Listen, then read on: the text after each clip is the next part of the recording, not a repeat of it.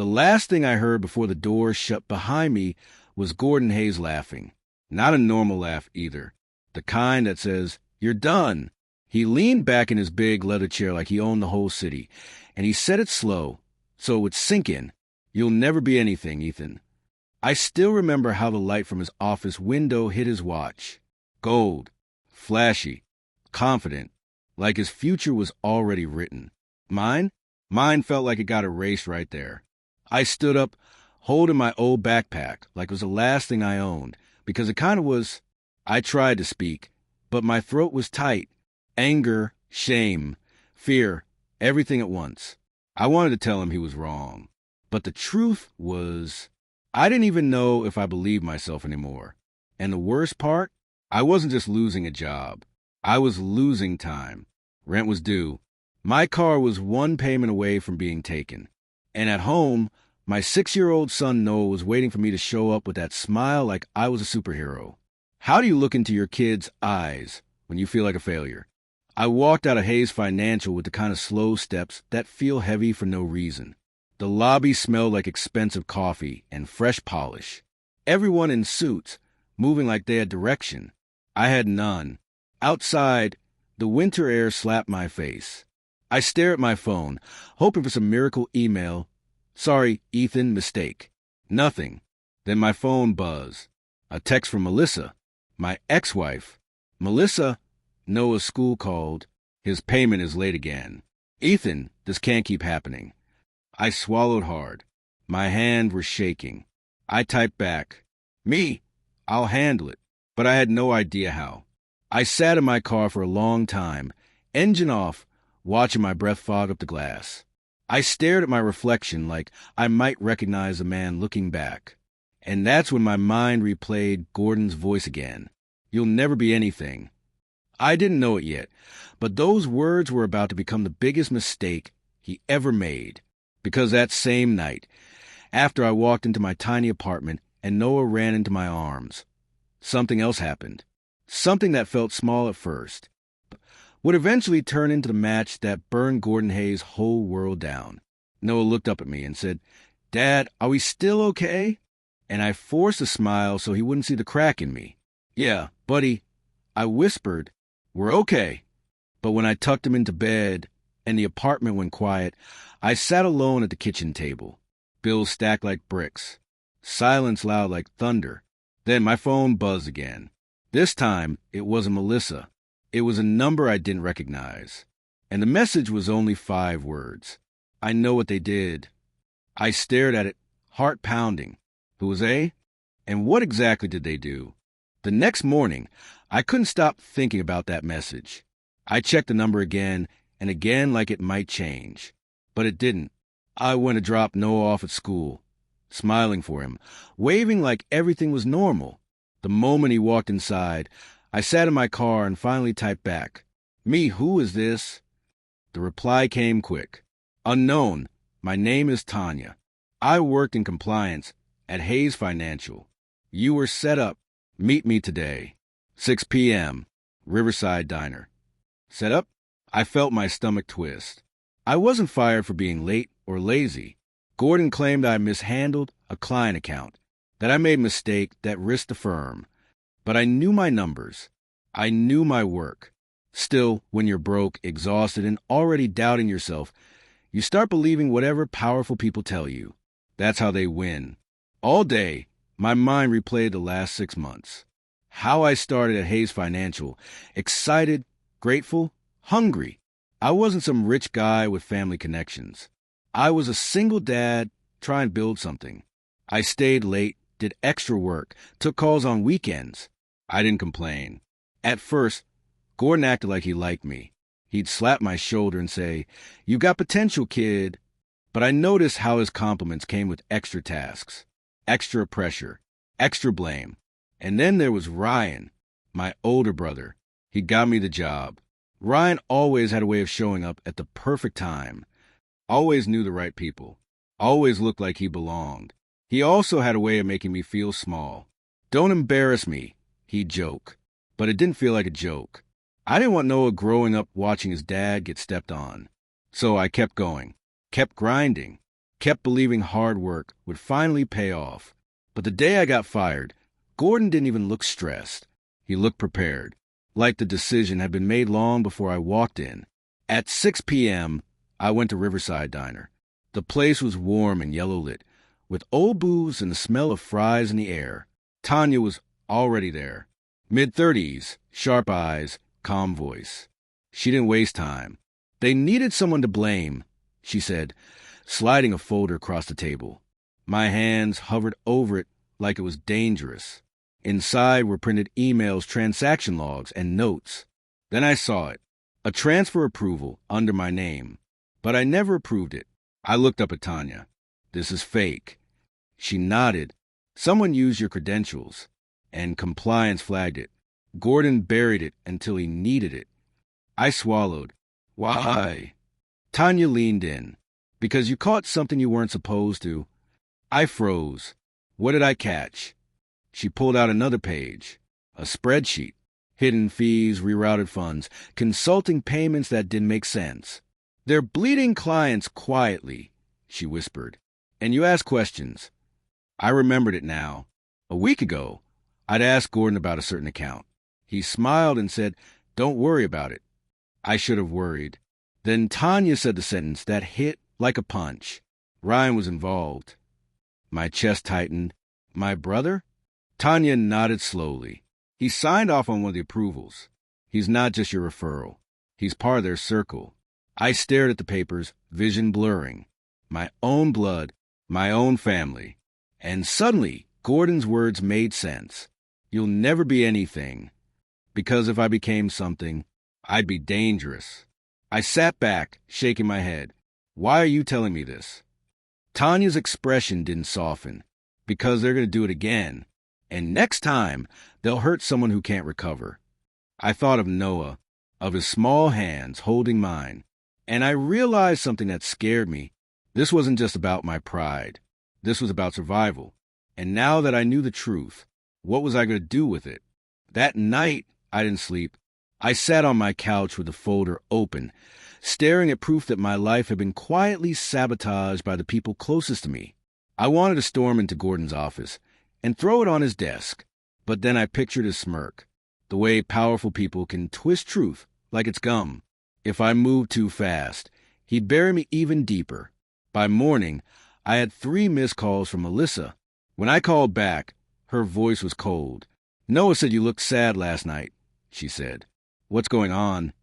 I tried to explain without sounding like a man making excuses. I lost a job. Silence. Then she exhaled like she'd been holding her breath for months. "I can't keep carrying this, Ethan. I'm not asking you to." "Yes, you are," she snapped. "You keep saying just give me time, and time keeps passing. Noah needs stability." That word hit me. Stability. I looked around my apartment. Second-hand furniture.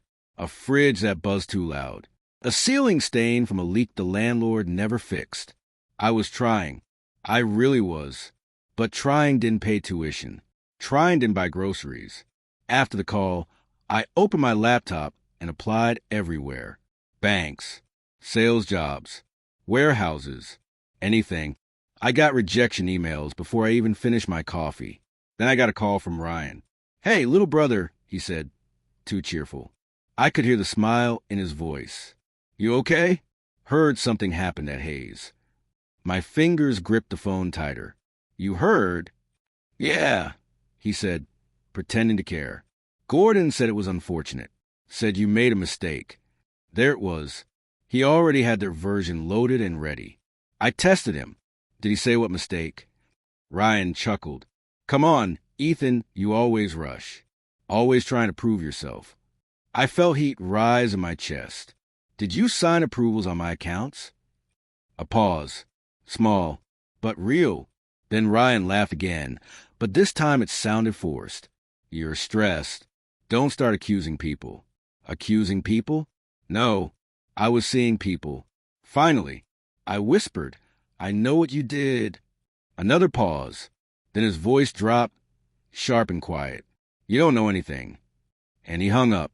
I stared at my phone like it had slapped me. So that's how it was. My own brother, Wasn't even going to pretend. The next week was pure humiliation. I sold my old watch, then my TV, then my second set of tires. I started skipping meals, so Noah wouldn't notice the grocery bags were lighter. And every night, when Noah fell asleep, I sat alone, thinking the same question. How do you get revenge when you can barely breathe? Then something changed. Not magically, not with luck, but with one memory. I remember my dad. Not a rich man, not a famous man, just a man who taught me one thing before he passed. Ethan, they can take your money. They can take your job. But they can't take your mind unless you hand it to them. I'd been handing it to them. Every insult, every doubt, every you'll never be anything. I'd been carrying it like truth. That night, I opened the folder again. I didn't read it like a victim. I read it like a man preparing for war. And then Tanya sent me one more message. Tanya, if you want to fight them, don't swing first. Build a bigger hand. I stared at those words. Build a bigger hand. I didn't have power, but maybe I could build it slowly, quietly. And when I came back, I wouldn't come back begging. I'd come back owning the room. The hardest part wasn't losing the job. It wasn't the bills. It wasn't even Gordon Hayes. The hardest part was realizing how many people watched it happen and said nothing. 2 weeks after I got fired, I ran into someone I used to work with, Mark, a guy from operations. We met outside a grocery store. He looked uncomfortable the moment he saw me. Ethan, he said, eyes darting away. Hey, man. I nodded. How's Hayes Financial? Mark swallowed. Same. I waited. He fidgeted like his guilt had weight. Then he finally said it. Look, I'm sorry about what happened. I kept my voice steady. You knew? Mark hesitated.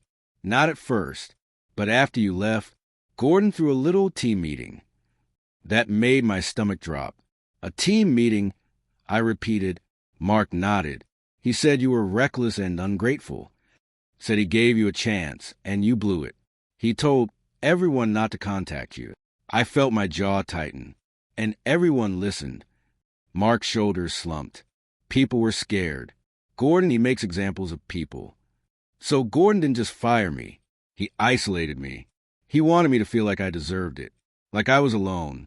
And maybe I was, until I wasn't. That same week, Melissa told me she was filing for full custody.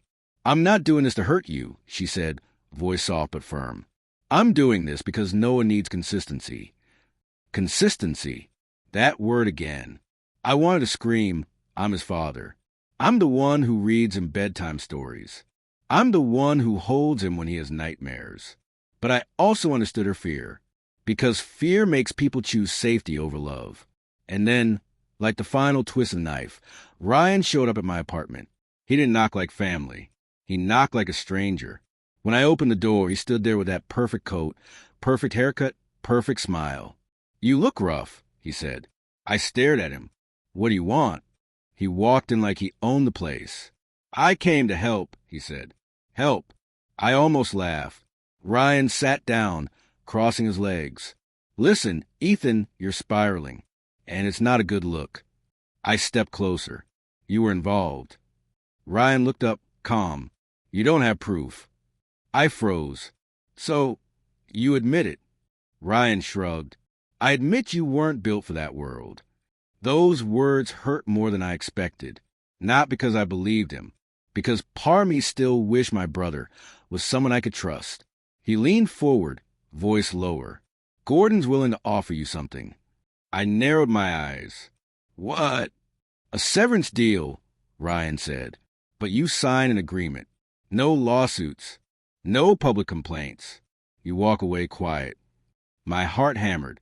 Why would he offer me anything? Ryan smiled. Because he's generous. No, because he was afraid. I stared at Ryan. And what do you get? Ryan's smile faded for half a second. Then he stood up. You always think you're the main character, Ethan. You're not. He walked toward the door, then paused. You know what your problem is? He said.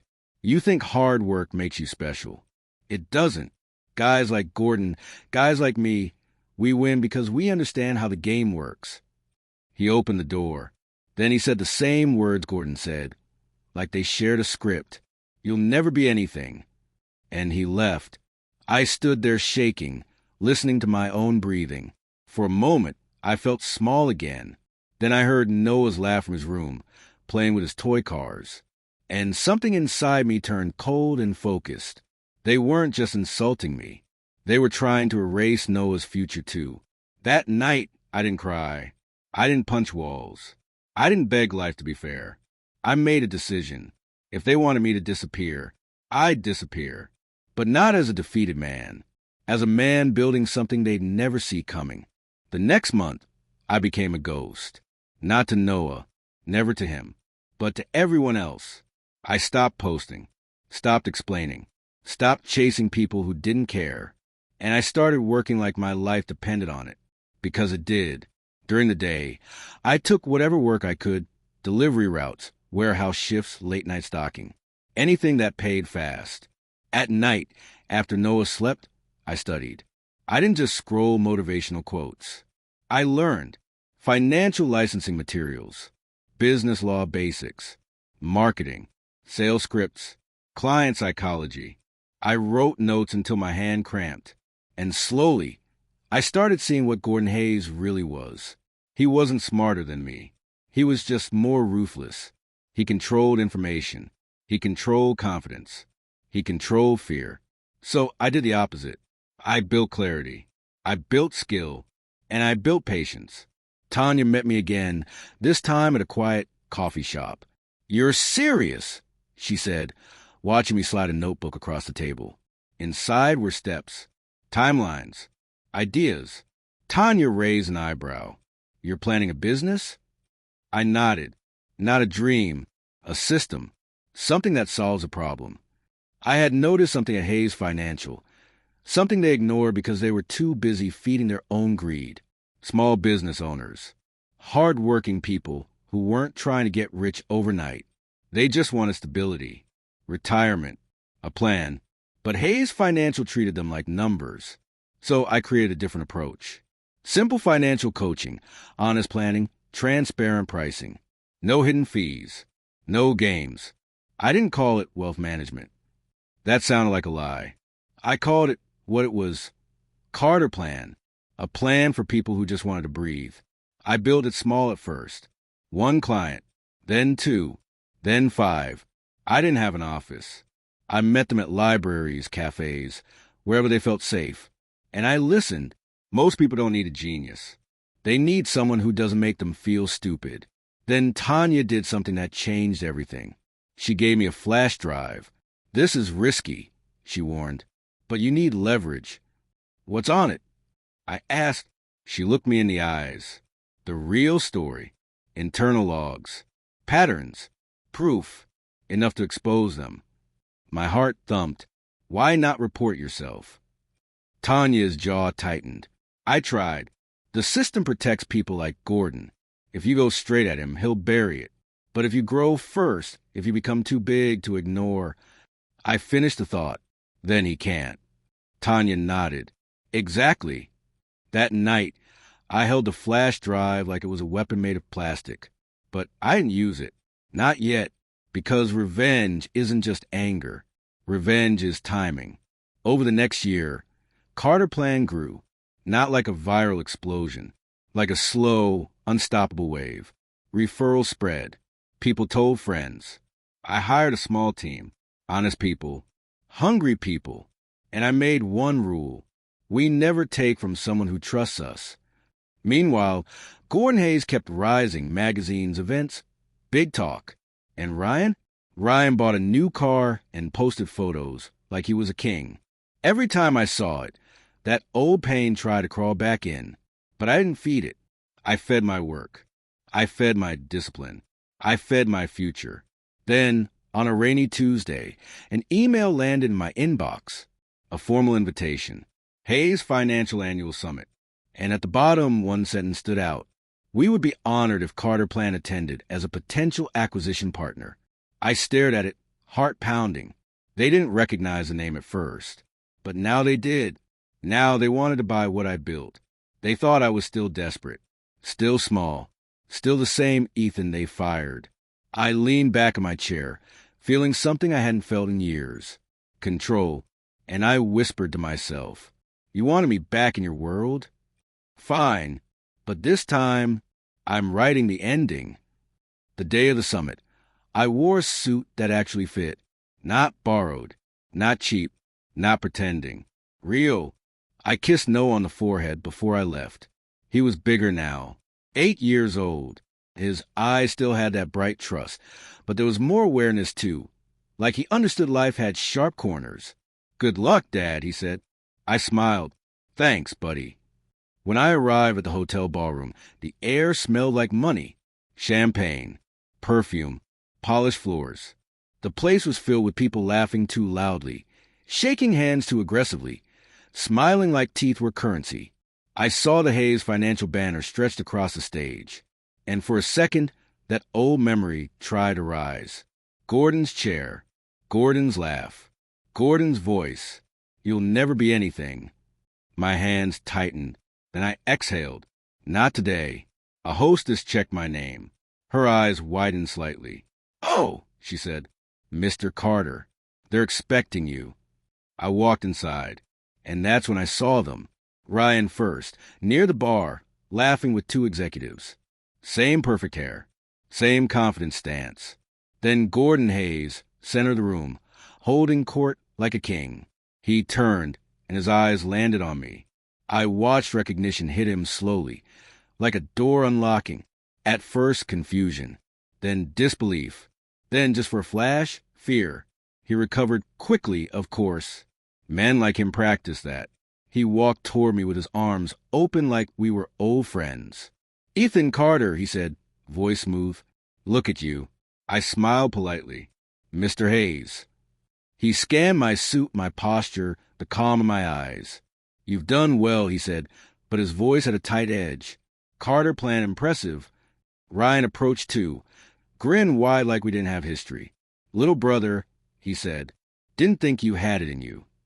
I looked at him and felt something strange. Not rage, not pain, just clarity. Like seeing a con artist without the costume. "Funny," I said. "I didn't think you had it in you either." Ryan's smile twitched. Gordon laughed lightly. "Let's talk business." Private room.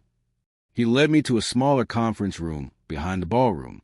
Glass walls, sleek table, bottled water lined up like decoration. Gordon sat at the head. Ryan sat beside him. I sat across, relaxed.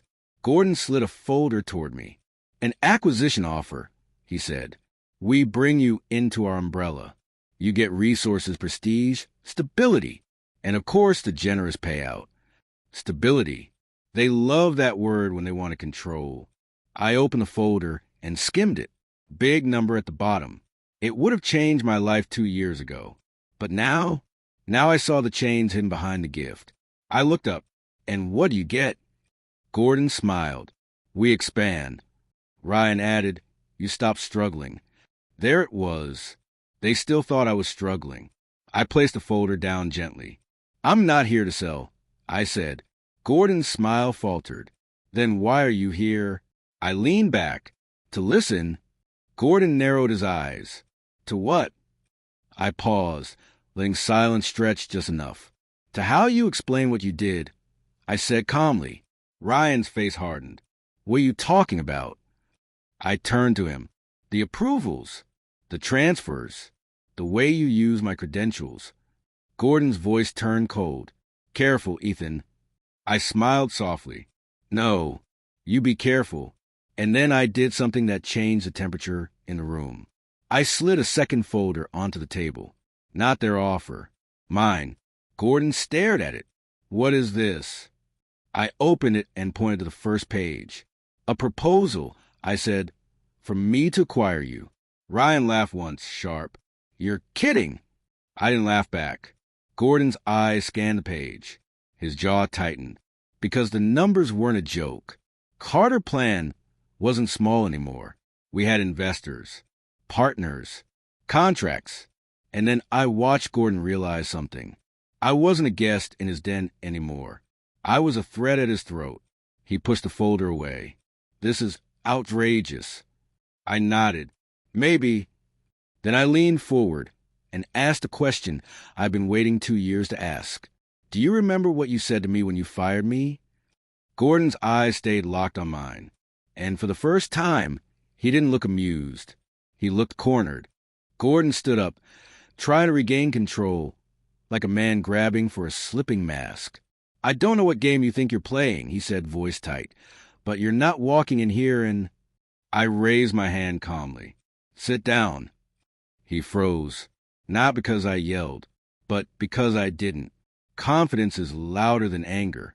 Ryan smirked, but it looked shaky now. You're bluffing, Ethan. You always were good at pretending you had a plan. I nodded like I agreed. Maybe. Then I pulled out my phone and pressed play on a recording. Tanya's voice filled the room, clear and steady. Internal logs show credential misuse on Ethan Carter's accounts. Approvals linked to Ryan Carter. Compliance was instructed to bury findings by Gordon Hayes. The room went silent. Gordon's face drained just a shade.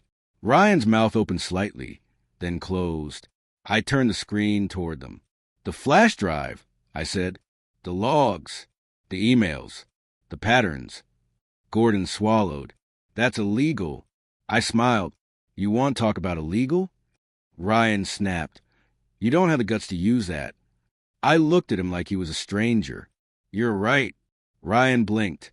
What? I don't have the guts, I continued, to destroy you out of rage. I stood up slowly and walked the glass wall. Through it, I could see the ballroom, people laughing, networking, pretending everything was clean. I turned back. But I do have the discipline, I said, to destroy you with truth. Gordon's voice dropped low. What do you want? There it was. Not arrogance now. Negotiation. I sat back down. First, I want my name cleared. Publicly. Ryan leaned forward, eyes furious. You can't. Second, I continued, I want every client you hurt notified, every hidden fee returned, every shady contract reviewed. Gordon shook his head.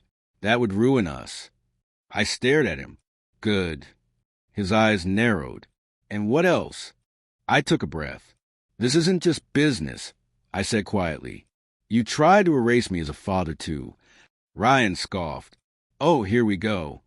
I turned to Ryan, voice steady. You knew Melissa was filing custody. You knew I was drowning.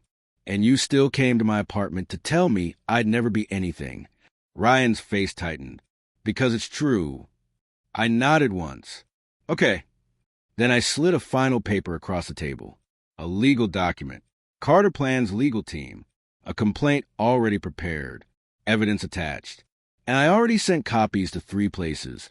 I said, a regulator, a journalist, and your board chair. Gordon's eyes widened. You sent it. Scheduled. I corrected. Timed release. If anything happens to me, if my reputation gets dragged again, if you try to twist this, it goes out automatically. Ryan's confidence cracked completely now. You're insane. I smiled softly. No, Ryan. I'm finally sane. Gordon sat down slowly, like his legs stopped trusting him. He looked older in that moment. Smaller. The great Gordon Hayes, reduced to a man cornered by his own decisions. He whispered, You planned this. I nodded. For 2 years. And then I said the line that made Ryan flinch. You want to know the funniest part? Ryan glared. What? You told me I'd never be anything, I said. But you were the reason I became dangerous. Gordon's voice was hoarse. So what's your end game? I leaned in. My end game, I said quietly, is that you never get to do this to someone else again. Outside the glass wall, the ballroom music swelled. Inside, the silence was louder than any song. Gordon looked at me and finally understood. This was a negotiation between equals. This was a verdict, and I was the one reading it. 3 months later, Hayes Financial wasn't the same. The board forced an internal audit after anonymous concerns became impossible to ignore. Clients started asking questions. Journalists started circling. Regulators started digging. Gordon Hayes resigned before he could be officially removed. Of course, he called it stepping away to focus on family. Men like him always want a soft exit. But the truth was harsher. He was exposed. And Ryan? Ryan tried to run first. He tried to cut deals, blame others, rewrite history. But evidence doesn't care about excuses. He wasn't led away in handcuffs or anything dramatic like a movie. No, something worse happened for a man like Ryan. He lost his image, his access, his circle. The same people who once laughed with him stopped answering his calls. One day, he showed up at my office. My real office now. Glass doors. My name on the wall. Carter plan. He looked different. Not broke. Not homeless. Just hollow. He stood in front of my desk and said, "You really did it." I didn't smile. I didn't gloat. I just asked, "Why, Ryan?" He swallowed, eyes darting away.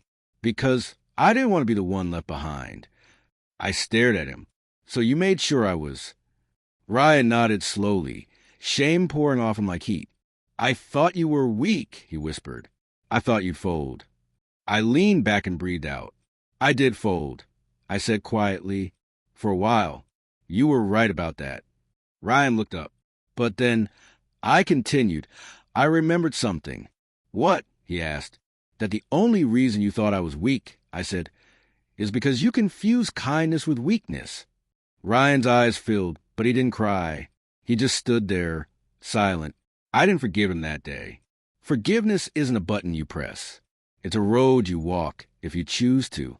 But I did say one thing before he left. "If you ever want to be someone Noah can respect," I said, "start telling the truth, even when it makes you look bad." Ryan nodded once and walked out. As for Melissa, when the truth about my firing came out, and when my income stabilized, and when she saw I wasn't drifting anymore, she didn't suddenly become sweet, but she became fair.